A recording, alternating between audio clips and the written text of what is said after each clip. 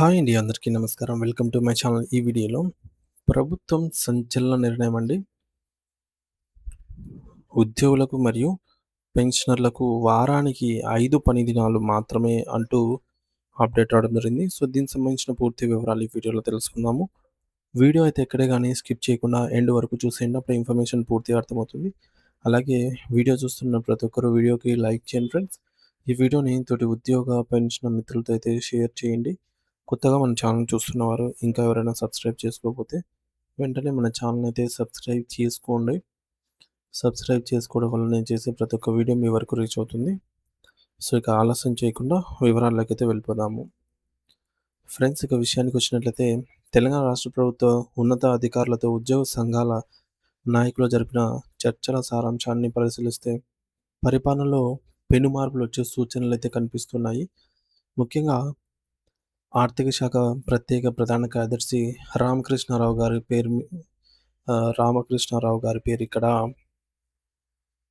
ప్రధానంగా అయితే వినిపిస్తుంది. ఎందుకంటే ఆర్థిక స్థితిగతులను బట్టి ఉద్యోగుల డిమాండ్లను ఎలా నెరవేర్చాలో నిర్ణయించేది వారే.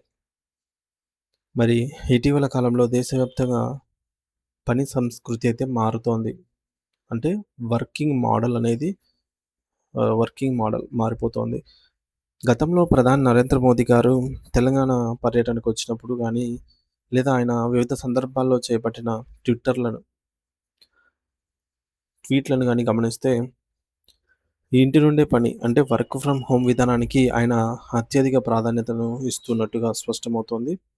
మరి దీని వెనుక ఉన్నటువంటి అసలు ఉద్దేశ్యం ఏమిటంటే, లక్షలాది మంది ఉద్యోగులు ప్రతిరోజు కూడా కార్యాలయాలకు రావటం వల్ల వాహనాల రద్దీ అనేది విపరీతంగా పెరిగి వాయు కాలుష్యం అనేది ఏర్పడుతోంది. మరి దీనికి తోడు అంతర్జాతీయంగా పెరుగుతూ ఉన్నటువంటి ఈ యొక్క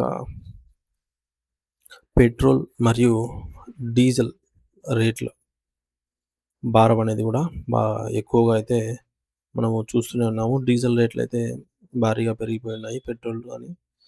సో, మరి ఇందుకోసం సామాన్యులకు ఈ మేరకు సామాన్య ఉద్యోగులను రక్షించాలి అంటే ప్రయాణాలను తగ్గించడం ఒక్కటే మార్గమని మోదీ గారు అభిప్రాయపడ్డారు.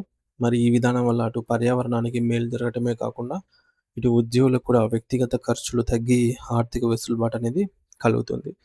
ఇదే బాటలో పొరుగు రాష్ట్రమైనటువంటి ఆంధ్రప్రదేశ్‌లో కూడా వర్క్ ఫ్రమ్ హోమ్ ఉద్యోగులకు వర్క్ ఫ్రమ్ హోమ్ ఇచ్చే దిశగా తీవ్రంగా అయితే ఆలోచన జరుగుతుంది.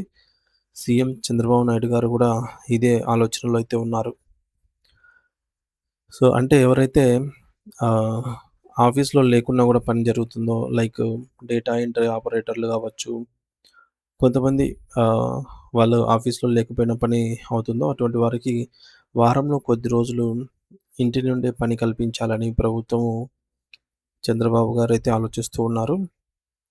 అట్లయితే ఈ పరిణామాలను గమనిస్తూ ఉంటే తెలంగాణ ఉద్యోగ సంఘాలు మన రాష్ట్రంలో కూడా కనీసం వారానికి 5 రోజుల పనిని అంటే వీక్లీ 5 డేస్ వర్కింగ్ డేస్‌గా అయితే ప్రవేశపెట్టాలని గట్టిగా అయితే కోరుతున్నాయి. అంటే ఇప్పటికే ఇదివరకే మనకు తెలిసిందే ఫ్రెండ్స్. ఐటీ రంగంలో వారానికి 5 రోజులు మాత్రమే వర్క్ ఉంటుంది. సో, ఆ విధంగా ప్రభుత్వ ఉద్యోగులకు కూడా తీసుకురావాలి, కల్పించాలని ప్రభుత్వము భావిస్తోంది.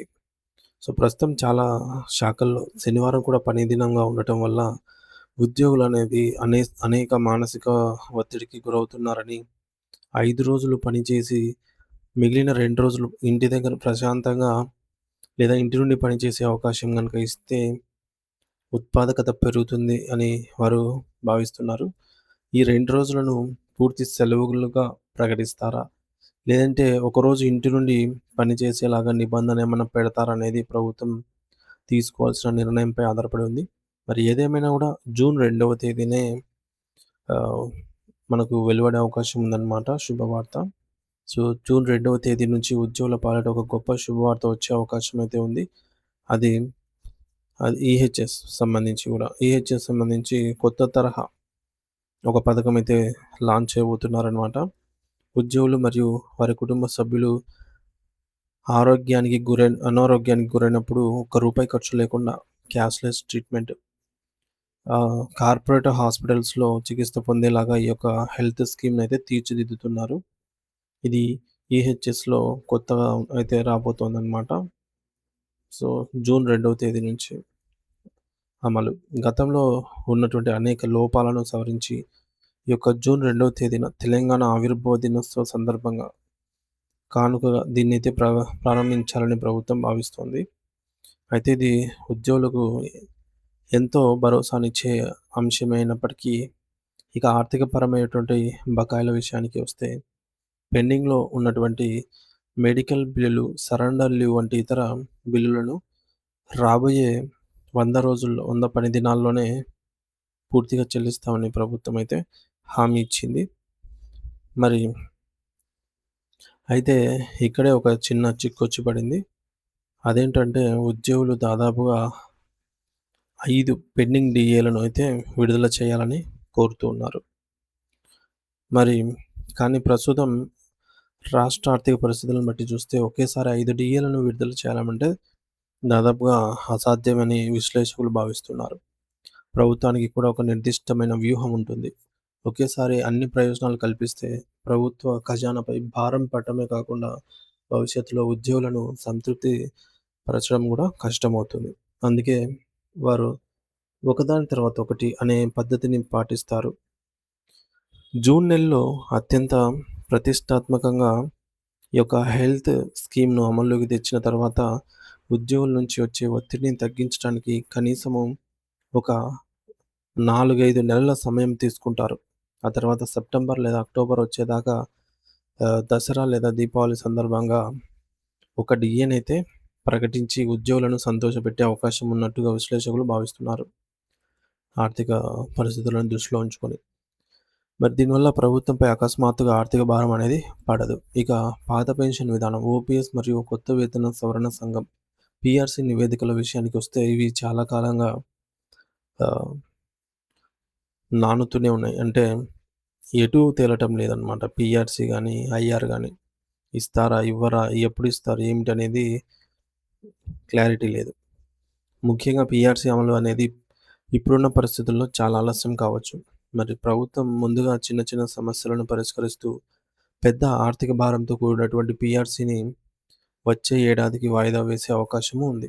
మరి ఉద్యోగ సంఘాలు సీఎస్ గారిని కలిసి ఓపీఎస్ మళ్ళీ తేవాలి అని జెప్పేసి విజ్ఞప్తి చేస్తున్నప్పటికీ అది ఒక విధానపరమైన మరియు దేశవ్యాప్త అంశం కాబట్టి వెంటనే నిర్ణయం అనేది రాకపోవచ్చు. మరి ఏదేమైనా జూన్ 2వ తేదీన ఇచ్చేటటువంటి హెల్త్ స్కీమ్ ఒక మంచి ప్రారంభం అనుకోవచ్చు. అలాగే ఉద్యోగులు తమకు రావాల్సిన బకాయిల కోసం వేచి చూడక తప్పని పరిస్థితి అయితే కనిపిస్తోంది. పండుగ సీజన్‌లో డీఏ మరియు వచ్చే ఏడాదిలో పీఆర్సీ అనేది ప్రస్తుతానికి ఉన్నటువంటి లాజిక్ టైమ్‌లైన్. మరి ప్రభుత్వం ప్రతి అడుగును ఎంతో ఆచితూచి అయితే వేస్తోంది. కాబట్టి ఉద్యోగులు కూడా సహనంతో వేచి ఉండాలి అనైతే తెలుస్తోంది. దీనిపై మీ అభిప్రాయాన్నయితే కామెంట్ ద్వారా తెలియజేయండి ఫ్రెండ్స్. అలాగే ఎవరైనా సబ్స్క్రైబ్ చేసుకోకపోతే వెంటనే మన ఛానెల్ అయితే సబ్స్క్రైబ్ చేసుకోండి. Thank you for watching this video.